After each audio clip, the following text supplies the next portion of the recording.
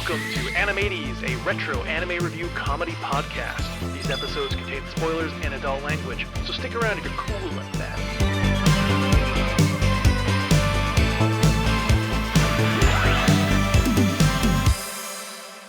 Hello and welcome to Animates, your source for all things retro anime. My name is Mackenzie, joined by my lovely, well, actually not this week. I know y'all were expecting our final Neon Genesis Evangelion episode, but Lindsay needed to take a personal week. So I'm actually bringing a special guest today, coming at you live all the way down in Australia. It's my older sister, Janelle. Hi guys, I was a last minute tap on the shoulder to make sure we're keeping the dreams alive. I'm very proud of not having missed an episode in a year and a half. So this is literally, when we say last minute, like within the last hour, decided this. So I didn't get too much of a chance to vet anything for you to watch, but That's okay. You asked for girls in space. Yep. That's my lifelong dream, is to be a girl in space. Unfortunately, I wasn't smart enough.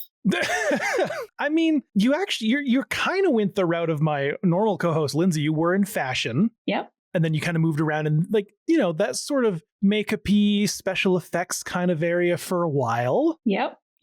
And then I sold myself to the man. It happens to the best of us. Unfortunate, but true. Someone's got to pay the bills. You are not what I would call an anime person. No, I really liked Sailor Moon when I was about 14 to 16, but I couldn't name a single other character outside of Sailor Moon. So that about extends my portfolio of anime awareness. Not to give you shit in the first 2 minutes of the episode, the other characters in Sailor Moon are just named after the other planets. Well, I'm off on a good foot. I'm embarrassing myself. No wonder they didn't let you go to space. Like, what's your favorite planet? You're like, the moon. Now, I was obviously the anime kid growing up. Yes. That's why I also know Pokemon and Digimon. Yes. And the big one for me as a kid. Super Saiyan, Dragon Ball Z. There you go. Yeah, it's in here. It's in here. So as you know, maybe I can't go to the moon, but I'm going to catch them all. What would you say your favorite was? Was it Clefairy or Jigglypuff? Yeah, you're pushing me now. You like the little pink round one, right? Jigglypuff. Yeah, that's Jigglypuff, yeah? Yeah. Jigglypuff's very cute. No, I like, maybe it's Charizard. Is that the one that lights on fire? Big Dragon Boy. There's also a tiny version of Dragon Boy called Charmander. Little tail on fire. I reckon it's Charmander. It's definitely Charmander. Yeah. Little dragon guy. But yeah, I was the anime kid. I had a Digimon website. I had a Dragon Ball Z club. You had a Dragon Ball Z haircut. I did. I had a purple mushroom cut like Trunks from Dragon Ball Z, which was pretty fun. I'm surprised the parents let me do that. Hey, that wasn't the worst of it. No, they also let me wear Digimon goggles like Ty, so that was another special treat.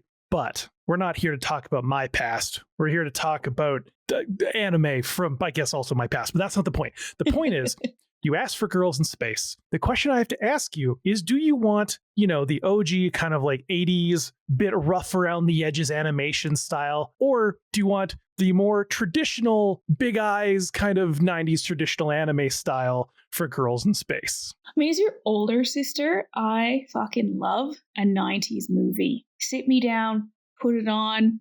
91 to 96, that's my element. But I also like really big eyes. Perfect. So, well, great, because this show that I decided in like the last 20 minutes of what you're going to watch, haven't fully watched it yet. I think I watched the first episode at like 12x speed. So sue me. You're going to be watching what is known as Gall Force, the Revolution. I love a revolution. I love a woman leading a revolution. Are we having women leading revolutions? Well, the original Gall Force from the 80s was all about the Solnoids, which are an all-female only race, going up against the Paranoids and just blasting each other to space dust and going through all these kind of like mecha battles and retro sci-fi stuff, all that kind of good jazz. The 90s version, which is the Gall Force universe, is actually a remake of the first 3 movies from the 80s with some changes to kind of modernize it and make it a little more digestible as like a 90s style animation, because they are very different between the two of them. But ladies in space, you're going to have a good time. I mean, all I got from that was space war. Space war. Women. It's like a rebellion it's kind of like a rebellion space opera vibe. It's every time you add a new word in it, it's bringing me a little bit more joy. Opera, space, woman, rebellion. I feel like you're going to give me a new lease on life, something to aspire to. I mean, hopefully, I'll send you a picture on Facebook Messenger here. Okay. This one is a lot more, like I said, big eyes, colorful hair compared to the more traditional style, which is the image I just sent you there. That just looks like you in junior high school. Excuse me? Throw a pair of goggles on those heads, take you to that weird underage nightclub. We're in. Oh, God, I haven't thought about that place in a long time. Girls, guns, and glory. That sounds like a porn. They both look pretty cool. We're going to watch the 4 episodes of Gall Force The Revolution OVA series, which will see our girls in a heated battle as they try and help out an unidentified planet. I don't know if this is relevant to your podcast, but NASA is removing profiles of women from space or women in space, science, and STEM from their website. I did, yeah. Which is, you know what? It's a good thing we're doing some girls in space then. You know what? I think we owe it to the women in STEM in America to talk about girls in space more. Yeah. What's important is we're talking about girls in space kicking ass against a bunch of little bastards. They're probably orange colored. Bad tan, terrible hair. Well, you'll find out when you watch, because I haven't seen this version of Gall Force, and I haven't seen the original Gall Force in like 20 years. So it's going to be a good time. So we're going to go watch the 4 episodes of Gall Force Revolution, and we'll be right back. See you on the couch. Riverside messed up on its export and kind of messed up my audio a little bit in the second part, but please stick around. You'll get to hear some great stuff, like when my dad found my sister's hentai, so I think you'll have a good time regardless. And we're back from watching Gall Force The Revolution. And I have to ask, Big Sis, did this series give you hope for a new world, or did it feel like an endless war that was entirely pointless? Look, I think the entire thing gave me hope, but I love a villain, and I was torn back and forth between cheering for the bad guys and cheering for the good guys until like the very end, which is probably controversial, but we'll get into a little bit more. But I love a strong shoulder pad, so that's that gets me excited. Was it the whole plot twist at the end that made you realize, crap, I shouldn't like this villain now? Yeah, look, I was super stoked for the girls in the end and the big win, and yes, the twist, and pulled on my heartstrings a little bit hearing some of them and how they spoke about the world, and it hits home a little bit because it's an anime that was produced so long ago and it's imaginary effectively, but is it? It felt like there was a lot of political undertones in there, and so like in real life, I always side with the good guys in the end. I mean, that's a good thing to do. Typically, I would hope most people would do that. But yeah, this was decent. I really do have some issues I'll bring up as we get to them, mostly because it's supposed to be a remake of the original 3 movies, but with some changes. But there's a whole whack load of changes I wasn't expecting that I'll inform you of when we get to it. Yeah, I wouldn't have noticed. Clearly. You would have if you've seen the original. But I thought I was giving you something with a dub. There was no dub. So you were forced into subtitles. Which I haven't done in years. I used to pride myself on being a subtitle kind of gal, no matter what I was watching. Animation, French film. And yeah, it challenged me. It took me a little while to get into the story because I was like, what the fuck is going on? What are we in space? Who's who? Who's fighting who? It all came together rather quickly, but the subtitles drew my focus away for a moment, but I got real into it. I was able to get some mixed voices in my head for who was talking for who, which is kind of fun. See, for me, I can stare at the center of the screen and still read the subtitles. So it's a lot easier for me. But yeah, even with Lindsay, she prefers the dubs for sure. Now, obviously, all of these characters have funky hair, spiky, big, colorful, curly, twirly, with one weird trope that's consistent across most of the characters is for some reason they draw their hair as like massive mutton chops coming up on the sides of their cheeks. I thought it was a mask at first when I saw it on. I think it was maybe Patty I saw it on first. I don't remember, but yeah. Controversial though. Not controversial. My favorite hair is Rumi. If I could get up every day and have that for my head of hair, I would be pleased as punch.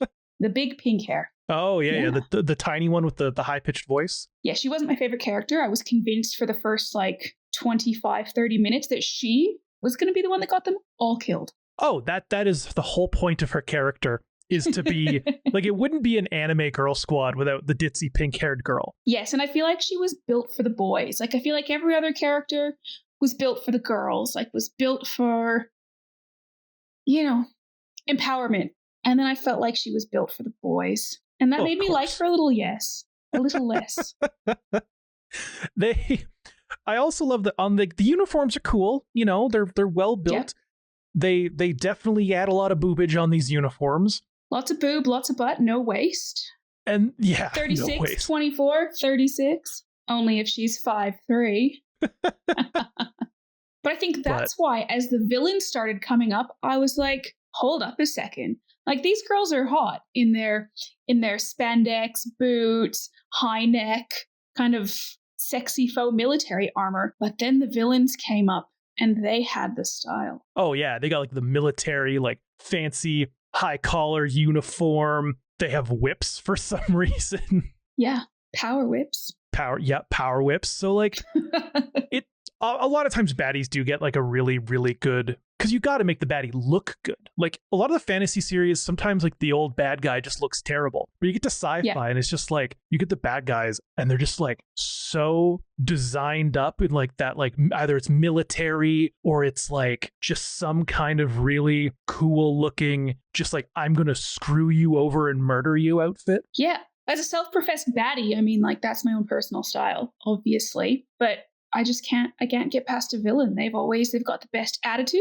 They've got the best style. They unfortunately just have the absolute worst fucking personality. Yeah. Villains are great. That's just, I think I know what you're saying, because I think sometimes I watch a movie and it's not that I want the bad guy to win. It's just that I don't want to know the end. I don't want to know or be able to peg the outcome. And in this show for the Gall Force, I didn't know what the end was going to be. I wasn't convinced whether the baddies were going to win or whether the girls were going to win. But I hate getting to 20 minutes out from the end of the movie and you know what's going to happen. You know the script is going to flip and the good guys are going to win. So I don't even need to be cheering for the bad guys. Just sometimes surprise me.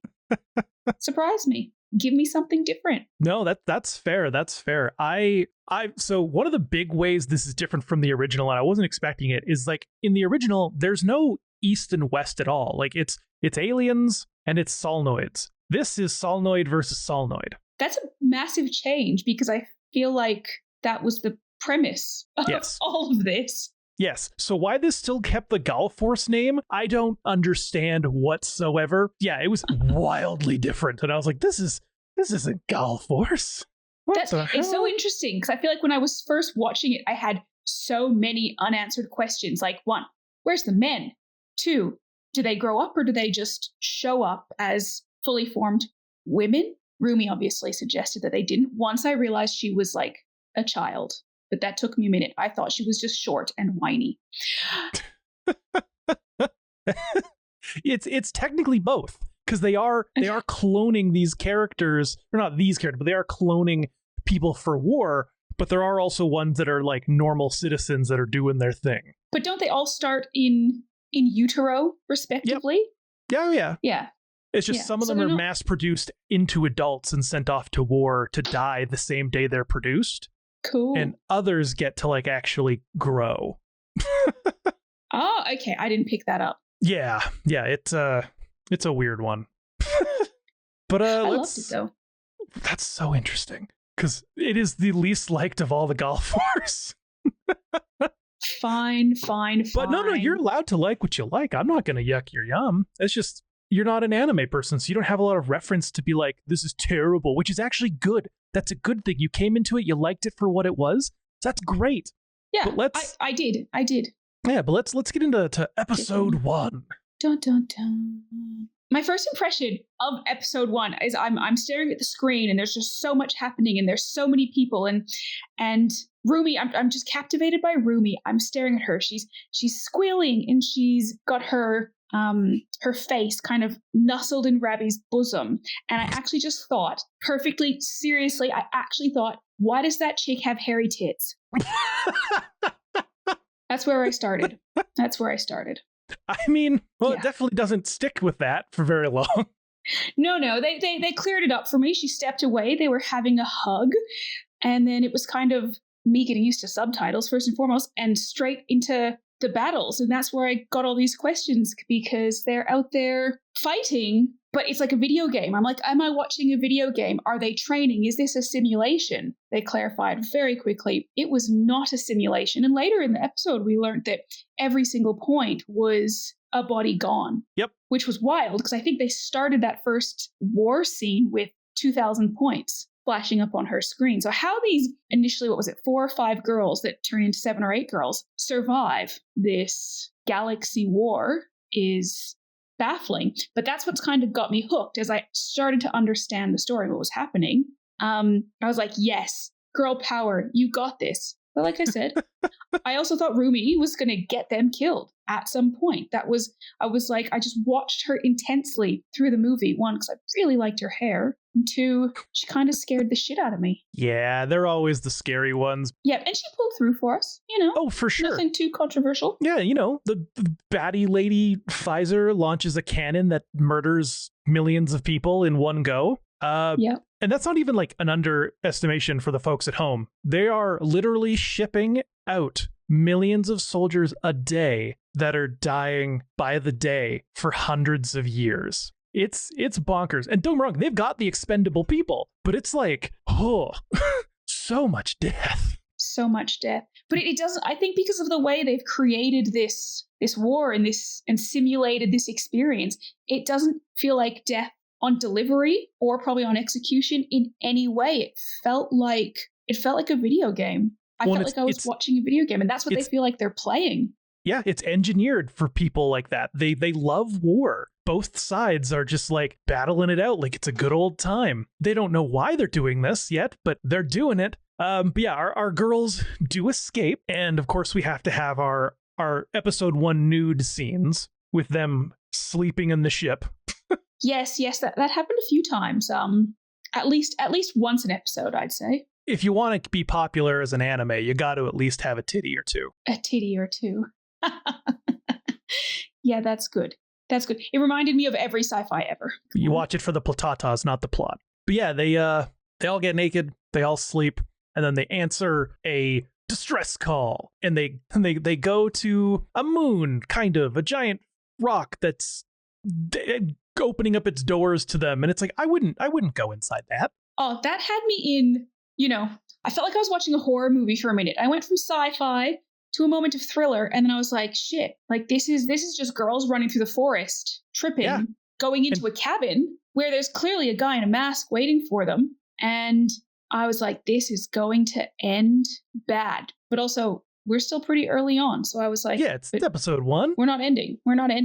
No, but you're not wrong, though, because they're being chased by like these creepy ass monsters that have tentacles. Because, of course, it's anime. There has to be tentacles. Maybe not enough tentacles, to be honest. Like, we're not watching hentai. Ooh. We have yet to do that on this podcast. Oh, okay. So we keep it PG-13? No, not at all. No. We've gone close to that, but we've never gone full. Never gone full hentai. Do you want to hear a funny story about hentai? Yeah, absolutely. I'm sure our listeners would love to as well. And I may actually be using the wrong terminology, but hentai is effectively just anime porn. Yes, that is exactly what it is. Back to basics. Pretty much. Okay, so in high school, so a long long time ago, a friend of mine, Jessie, you probably remember Jessie. Yes. She was into all sorts of fun, quirky shit. And I was into anime on a very superficial level. Like I liked like the visuals of anime. And so whilst I never really got into watching anime, I really appreciated it as an art. Yeah. And because of this, she bought me this super cute little, I'm going to call it a comic book for lack of a better word. A manga? And she gave it to me, a manga. Okay, let's do that. A manga.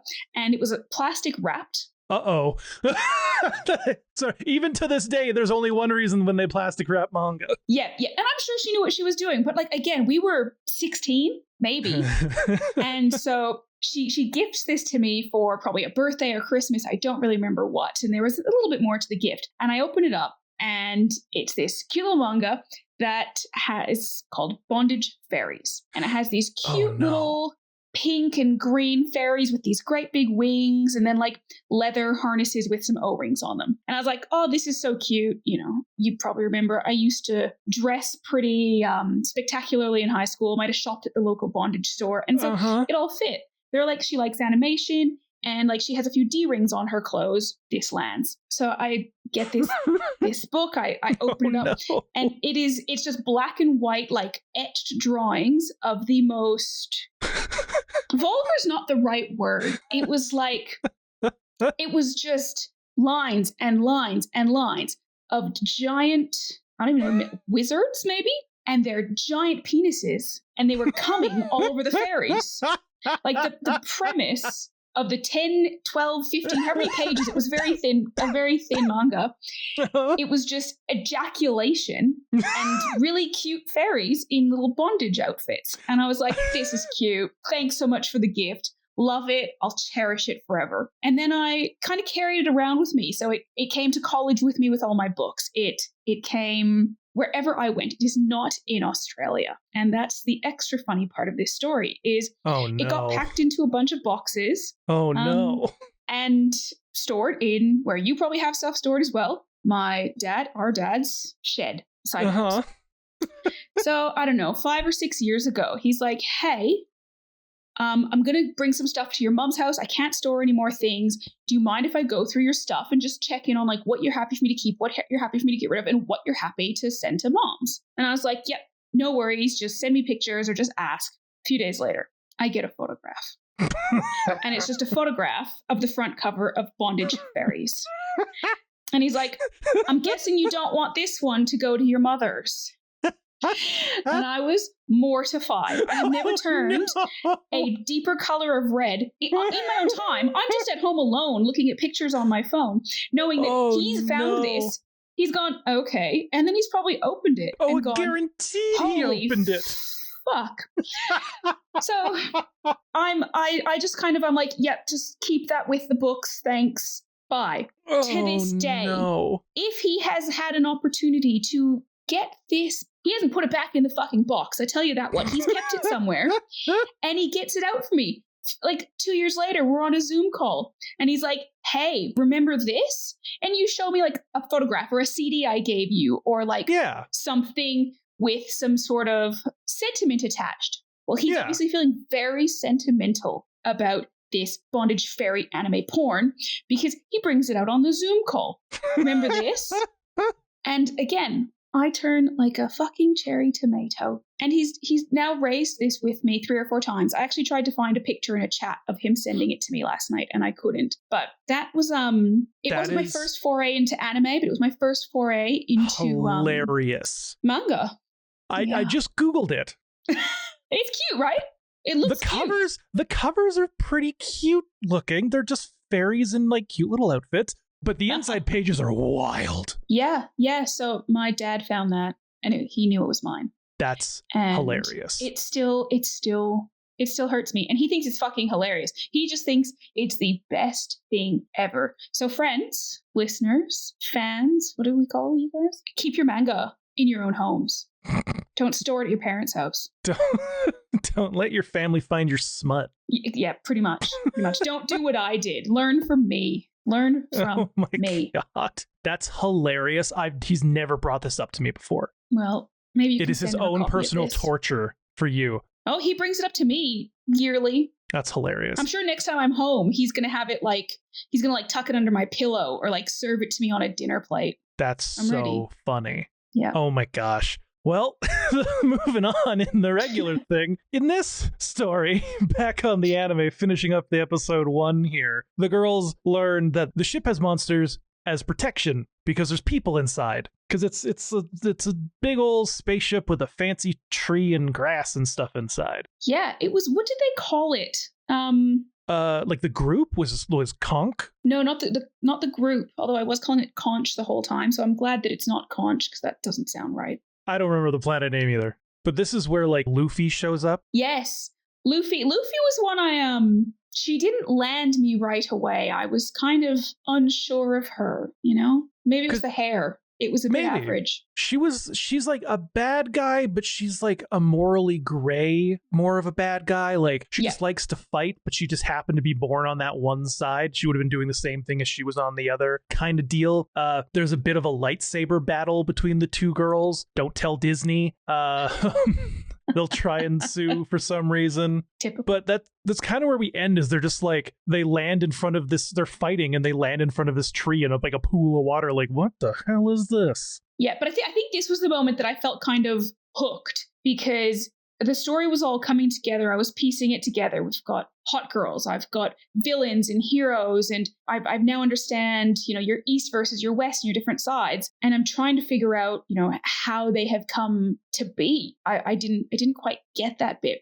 And when they walked in and they saw children and they'd never seen, and we don't call them children, but they see children for the first time, and they have these kind of visceral responses to that. And I was like, okay, this is going to get complex. This is going to get deep, and we're going to see all of these characters really start to come to life, not just kind of be formed in their beautiful clothes and their very cool hair, but actually how they impact this story that now is becoming a little bit tied to what life sometimes looks like on Earth now. Yeah, no, this is very much so especially later on, we'll learn, very tied to Earth and how our own history might be going towards. But yeah, it's literally, this is a rock. It's a paradise that is built to remind people of what the world was like before the wars, and it's run by people that want to end the wars. Which is a pretty classic sci-fi trope. Oh, absolutely. And yeah, I was going, are they going to go down a typical sci-fi path? And I don't think they did. But no. I was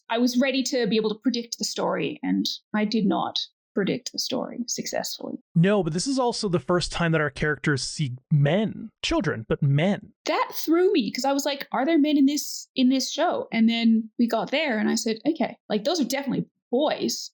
Yeah. What happens when they grow up? They don't. So they're called retrogues or retro rogues. And so here's the thing. Solenoids are, in the older series, they're the ancestors of humanity. It's a back in time kind of thing. In this one, the Solenoids are the descendants, and basically war messed up Earth so badly that they left Earth. And when they started the war, they realized we need more people. So they started cloning. And then they realized female cells were easier to clone and deal with than men, which is hilarious. And I just don't feel like that's, actually got to be right. We're so much more complex beings. Yeah. And then they decided that this is just the way we're going to make everybody. It's just we're going to keep, essentially cloning them. And it turns out 1 in every 2 million embryos ends up being male now, and they destroy them instantly as in their little jars. So that's not because I was wondering how they identify what a retro rogue is, and so it's because it's male. Yep. Ah, okay. In this one, it's only females because they eradicated men because it wasn't economically sound to produce male clones. It was easier to make female clones. I mean, I can think of so many better reasons to just have a society of women, but that'll do. Same, but that's what they are. And so they just get rid of all those. So seeing these retro rogues, as they call them, actually grown is incredibly rare. It has not been seen except for with this group. Which, that's pretty interesting of a plot point to be hey, we don't do natural reproduction anymore because it's not economically proper because, capitalism or whatever. Go capitalism. Yeah. And you mentioned not really clicking with Luffy right away. Yeah. Like, I get it. She's super angry. You gotta be in a world like this. It's, it's survival of the fightiest. But like, I don't know. It's silly because this is where they learn that it's basically all a game and the scoreboard is lives. Yeah, I mean that's scary shit. I think with Luffy was giving me like serious lesbian vibes. Now I'm gonna jump off a cliff and say they're probably all I'm assuming they're all lesbians. Yeah, they're all doing that. But she seemed a bit like angry about it, a little bit in denial. Like I kept getting these vibes like she was having these emotions for the other girls, but rather than express herself, she just like she'd fight. She would attack verbally, physically, whatever. And I was like, girl, we need to get you in touch with your emotions. There's obviously some people here you're interested in. So make a move. Yeah, anytime Caddy was nice to her and like kind of flirty, she'd just instantly get angry. Yeah, she really got her excited. Yeah, and then friggin' they're talking about we need to hide, we're in a war, and friggin' Patty, man. Oh, and her bracelet. Friggin' sleeper agent. Yeah. I gotta say, I mean, she's obviously not an actress because she's a cartoon character, but I did not pick up on the fact that she was under the influence, so to speak, as we were seeing her do some of the more, actions that were putting them in a kind of compromised position. I didn't see that she was under control. I saw her nervously backing away to make that call back to the Enterprise. Yes, the Enterprise. But then we realized the Enterprise. Then we saw later that was all coercive control. That was all, she was programmed. So it goes to show like the control that they can impact and have on these embryos or these solenoids is huge. Now you're into episode 2 here, and I think the thing that really caught me at episode 2, that it was brief, and I don't know how much it stood out, but how they said the word natural hadn't been used for thousands of years. Yep, it's been 20,000 years since they left Earth. So the idea that these people have never even had the notion of what natural is, let alone had a way to even define it, really like set the stage for this full episode for me. Yeah, because they haven't seen big trees like this that they're seeing. They haven't thought of the idea of like I guarantee that when the first adult male hits adulthood, these ladies are going to be like, we don't know what to do with this. If we want to reproduce now, we don't know what to do with this. I mean, I think nature will probably take control. Well, sure, of course. But you know what I mean. Like they're They're not going to be having fun. Just going to flick it. You're like, what does it do? But like, yeah, it's a very huge realization. Like imagine living your whole life knowing nothing but war and then being told, no. The peace isn't some sort of idea. It's what we used to actually have.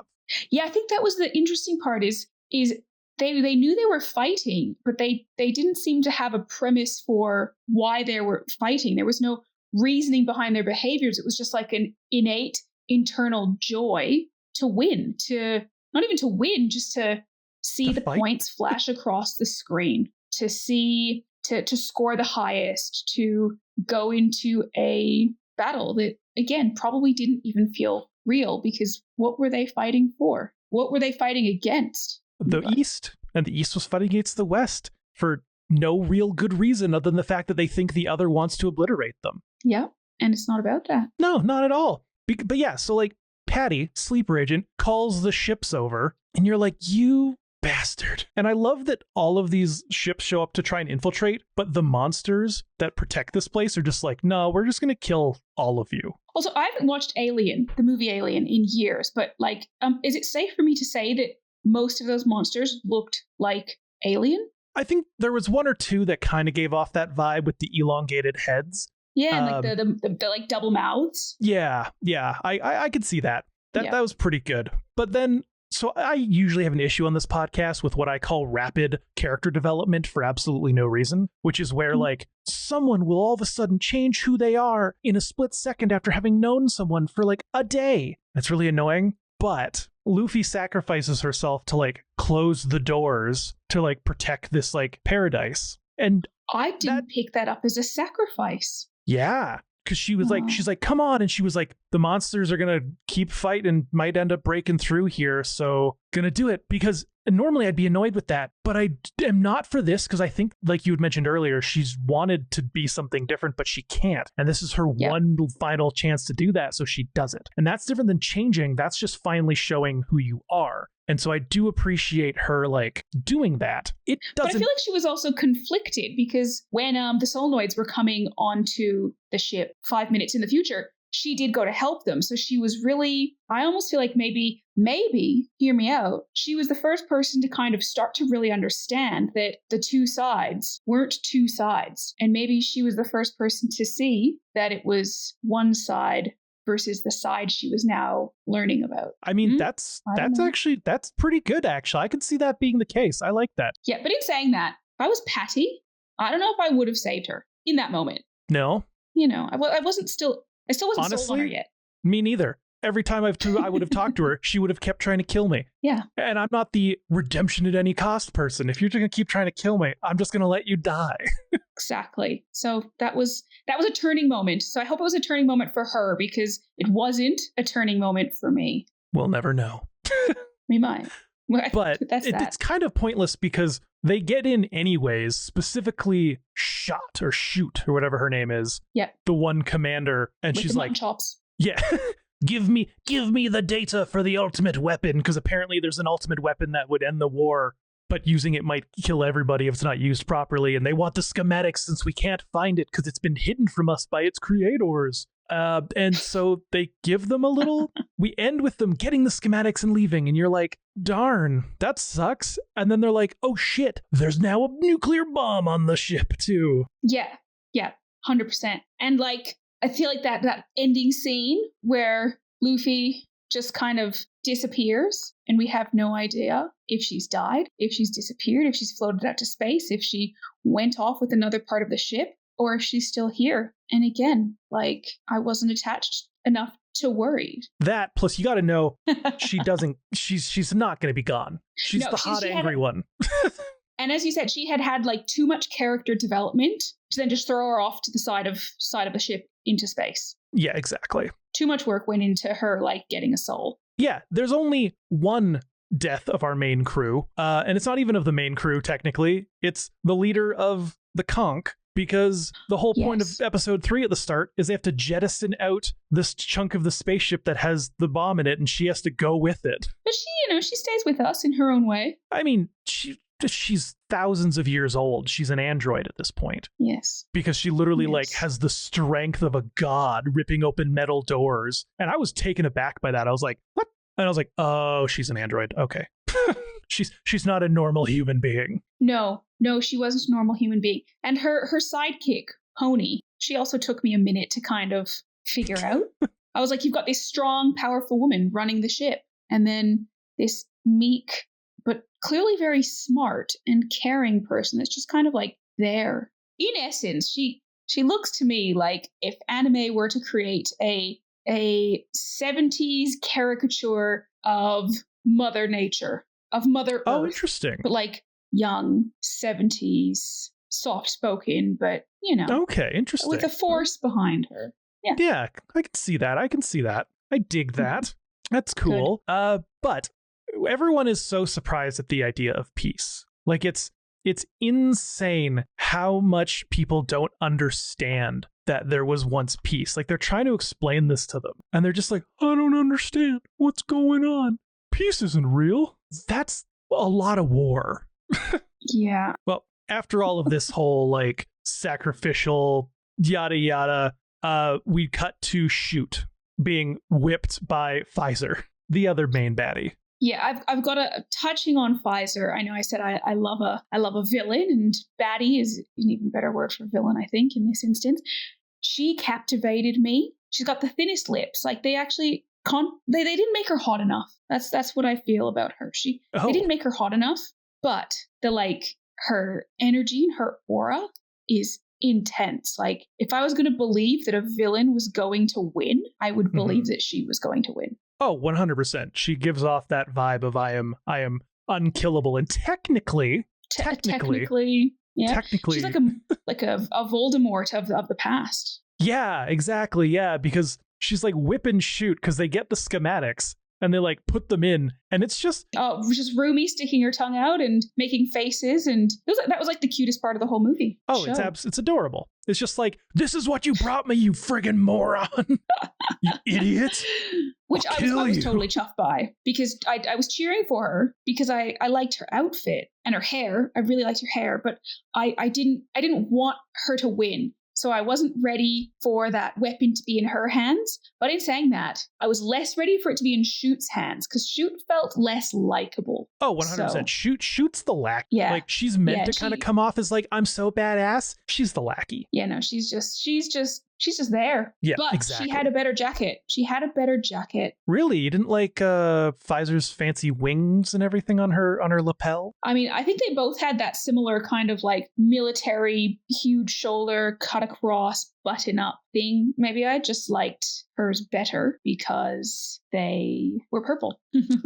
But the whole point of this episode is to make a plan, because they screwed up getting the plans to this gun, and they're like, all right, here's what we're going to do. We're going to be the good guys by murdering everybody, because you're going to go infect the cloning facility with a virus so that it shuts down and can never be used again. They're not murdering everybody who exists. They're just removing the potential of the future. Is that until fair? The end part, maybe. Well, we'll talk about the death toll at the end. But yeah, it's time to infiltrate a cloning facility. What baffled me as they were getting on there, it felt like they were almost getting a bit of a tour, and they were going in under the guise of picking up a bunch of solenoids to take back out into war. And they were all packed into shipping containers, 10,000 solenoids, 10,000 created soldiers in one shipping container that gets loaded onto a ship to go off. And, you put into perspective, how are you getting 2,000 points on one shoot? You got 10,000 points for one ship. Yeah.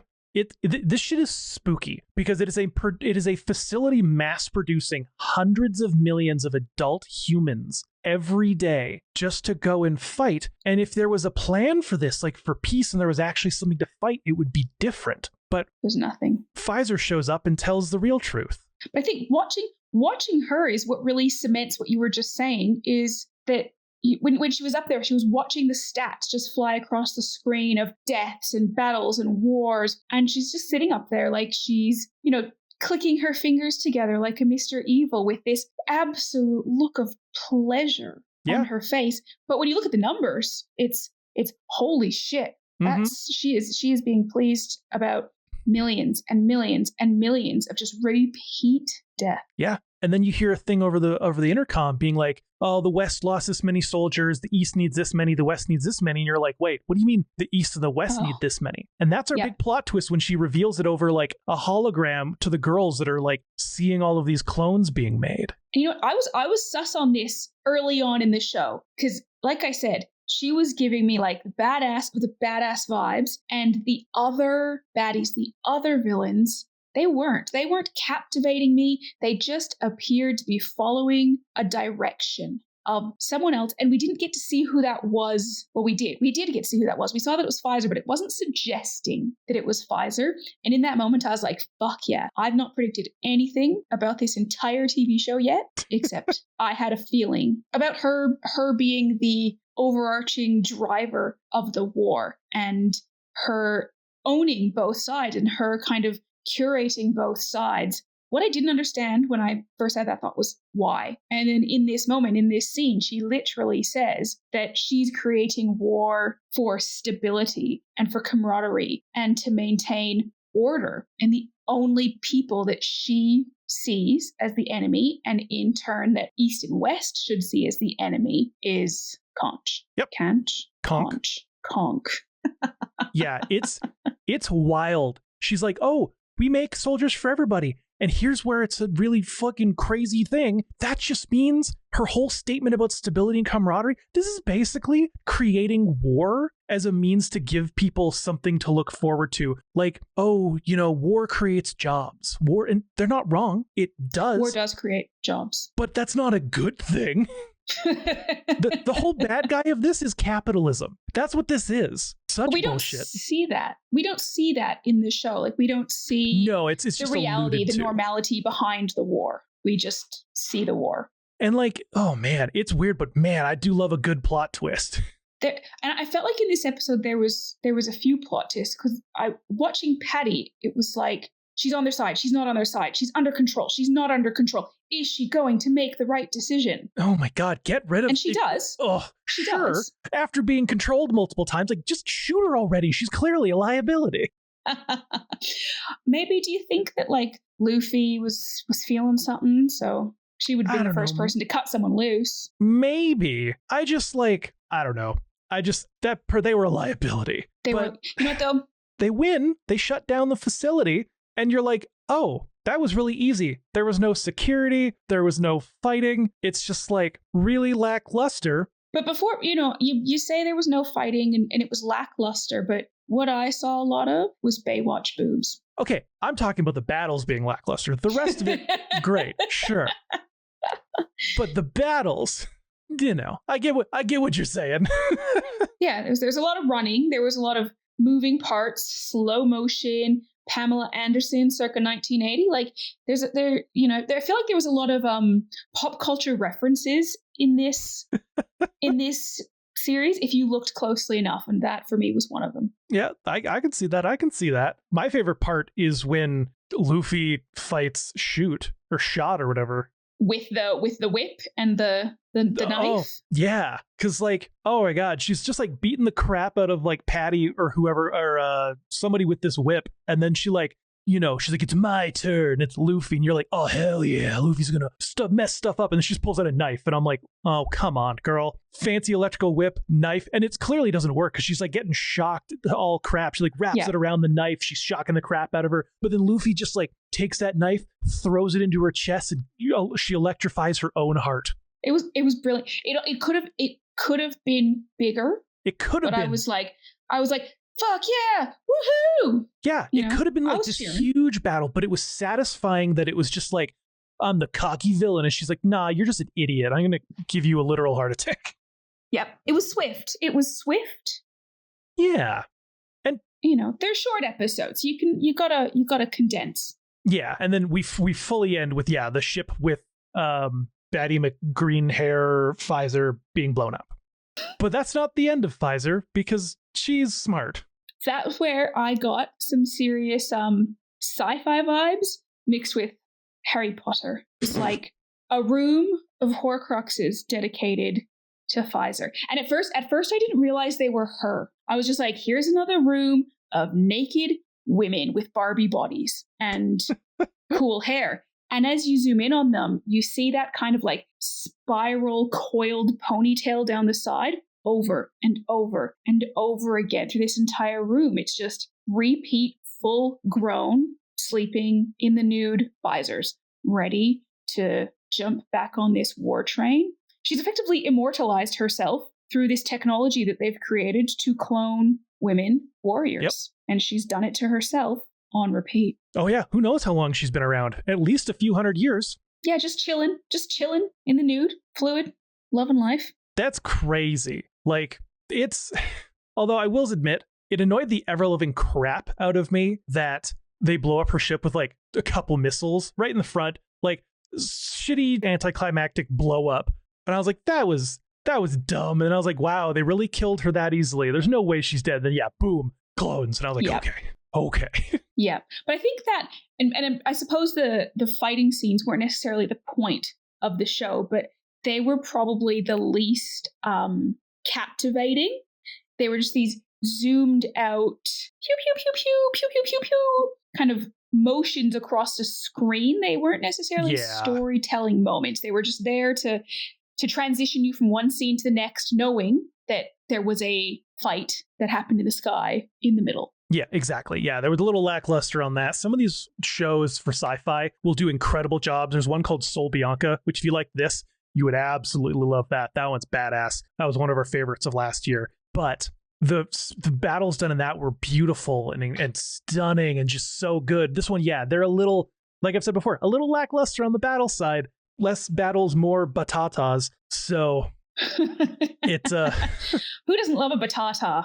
Exactly. There you go. But the whole plan is that they're going to fly this moon thing to the Earth. because they're gonna bring their what moon thing? You mean like the fake asteroid? Yeah, they're flying it to the Earth, like the real Earth, because we learn because they get to the Earth and they're just like, hey, so this is where we're actually from.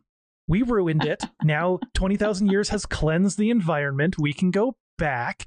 We can be peaceful. And then like one of their people I should mention for the folks at home, one of the other girls left and like joined Pfizer. And Pfizer's like, look at that place. What a pile of crap. She's like, why would we go back to that barbaric type of life? As if the one they're living now isn't barbaric. I know. When she said it is full of anarchy and chaos, I was like, aren't you full of absolute chaos and anarchy? And I love that you just kind of like glossed over how they described Earth in that moment, because I felt like it was a real Greta Thunberg moment. Like I was like, they're selling the dream of this nature and what we could be and do and have. And Pfizer's just out here being like, fuck that. Who needs the color green? She's reserved that exclusively for her hair. Well, exactly. Because even like the girls are like, all of the clones have dreams where they dream of like these weird spaces they've never seen before. But as soon as they see Earth, they go, holy crap, this is embedded in our DNA is memories of home. And we see memories of this that we never knew what they were. Yeah. And there was almost these suggestions. So I was kind of asking myself, is Earth going to be there? Like you could see it, but is it going to be green? Is it going to look refreshed, or is it going to look like a destroyed society that's just kind of grown over itself? And all of the moments throughout the first few episodes where they were having those flashbacks, or they were having those dreams, or they stepped into those mental memories, looked exactly like Earth, which I guess was probably foreshadowing for their arrival to Earth that we had no idea was going to happen, but did. No, for sure. But then, of course, Pfizer already knows about all of this, and she literally commands both armies to meet near the Earth to have a battle, both the East and the West, because she knows it'll destroy the solar system and in turn will destroy Earth, solving all of her problems. Yeah. That's bonkers of a plan. And so she's like, all right. Oh my gosh. Hold on a second. Hello? Hello? Say hi, Janelle. Hi, Pops. Hello, Janelle. How are you? I'm good. How are you? Are you guys on some sort of a video call right now? We're recording a podcast episode.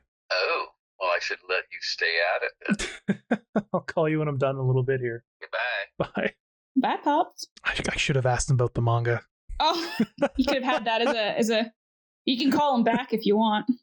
Should I? Were you just wrapping up? No, I have a question for you, actually, while we're here on the podcast.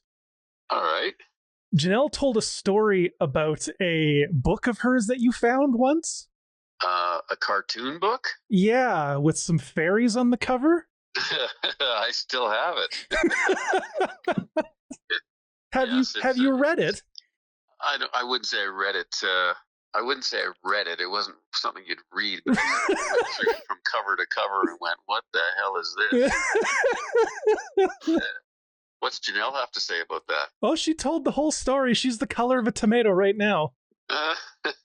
You'll have to listen to the podcast. If you'd like that book, I have it and I can give it to you. It's, no, you can save it for Janelle. Yes, I still have it somewhere. Thank you. I just wanted confirmation if you don't mind me including that in the podcast. Not a problem.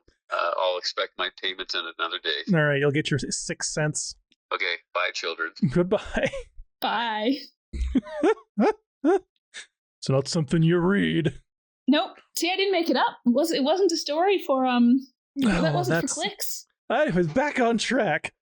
There's going to be a battle. East and West are coming for the pod. Yes, the moon fake asteroid thing. But they're just like shooting at each other because the Earth is supposed to be collateral damage. And then... Well, isn't that kind of how it goes? Well, true. Because no one wants peace. And then line up their ship and you realize that like, oh no, this is it. Because missiles are hitting the Earth and bombs are going off all big and, toxic and whatnot. And then Patty from the ship is like, this is my what do you call hologram telling everybody the truth about how you're all fighting just your own people and there's no war and peace can be held. And a lot of people are like, what? But she's not just like talking to the people that are there. She's talking to everyone at that battle. She's talking to everybody. Yeah, like she's broadcasting that message out to the world. And she drops a big bomb in that broadcast. She drops a bomb. Not a literal bomb, not a physical bomb. What's that bomb? Well, that she lets us know that she created the antimatter gun. Yeah, the reason they couldn't find it is because the moon that they're in is literally that gun. Yeah, and it was designed to only end war. It was never designed to be used for a nefarious purpose, which is why nobody could find it. Nobody could put it to use, and why those cute little videos were just girls sticking their tongue out. Fuck you, this isn't what this is meant for. And then doesn't matter because Pfizer's just like, I'm just going to blow you up. If I can't have the weapon, I'll blow you up. Yeah, which and is cool. Literally fires at them. But it doesn't matter because the ship gets its power from being shot at. So it just like eats that laser beam and shoots it back. Oh, okay. We're going to achieve peace by wiping out billions of people. That is what happens in the end here. She doesn't just blow up the one ship. She is killing all of these cloned soldiers. Everybody is dying. Which is sad, but it's weird because you're like, all of these clones were built and programmed for war, so having them alive would just be like having these people walking around looking for war. Yeah. So I get it. But also, damn, man. But I think like there was a major distraction from that kind of damn piece, because I was just like, fuck yeah, girl power. Because when they went and obliterated everyone, it was like all hands in the middle, cheer squad, let's press this motherfucking button together. Hell and they smash down on that. And I'm just like, is this girl power? Like, sayonara, bitch. And I really hope and I imagine that they blew up every Pfizer out there. Almost guaranteed they did, because it ends with them like heading to Earth to be happy. Yeah, and my favorite kind of thing at the end was Luffy that was out there shooting away bad guys through this whole process. So like we saw this really long character arc of her struggling to find that goodness in herself, and it ended with her like absolutely clearly picking a side. Oh yeah, she's like, I will fight for peace. Yeah. Instead of just fighting for the sake of fighting. And that's a big deal. Here's the crazy fact. This is the only Gall Force story that ends in a good way. Oh. Do the baddies usually win? It's not that they win. The rest is always about how war is inevitable. Like, for example, the original version, spoiler for people about the end of the original ones, it's the same kind of thing. It turns out that the Solenoids and the Paranoids were actually no longer at war. And what they were doing was they were actually trying to kill all of their own people in one mass event to birth a new type of being that was like the best of both of them. And in the end, they end up killing everybody except for that one special child and the one main character. And so like, this is the first one that actually has a somewhat happy ending. Look, I'm glad that's the one I got. Because I was like, as I watched these on YouTube, because you sent me the links on YouTube and I can watch that on the TV, not on my tiny little computer. And as I'm scrolling through, at first I just write in the title and it's like, there's just infinite options. And I narrow it down and there's still infinite options. And I'm like, am I only going to watch 4 episodes with like no closing arc, no, finishing storyline? And I was really pleased that like from start to finish, not only did I get really invested in like a lot of characters and I changed my opinion over and over again, but like beginning, middle, end, thank you. They don't make movies like this anymore. They're always leaving me hanging. And I didn't feel like I was left hanging here. I felt like, vindicated. I felt good. That's good to know. I like that. I was worried because like there are things about this that are faults, but there's a lot of things about it that are good. And I think it's worth a watch. Now, if you had to rate it out of 10, what would you rate it? I mean, that's a tough one because I literally have nothing to compare it to, but I like girls. I like girl power. I like all the shit that makes up this one. So I'll give it like a 6 because I need to leave room for the 7s, the 8s, the 9s, and the 10s. But I'm sure there's a whole bunch of shit that I'm not going to like just simply because it's not a story arc I like or something. And also, I did have to watch subtitles. And that's it doesn't score me points. Well, your rating is actually pretty on par because the Mal score rating for this is 5.93. So your 6 is right in line. And when I say this is not a very well known or watched series, a lot of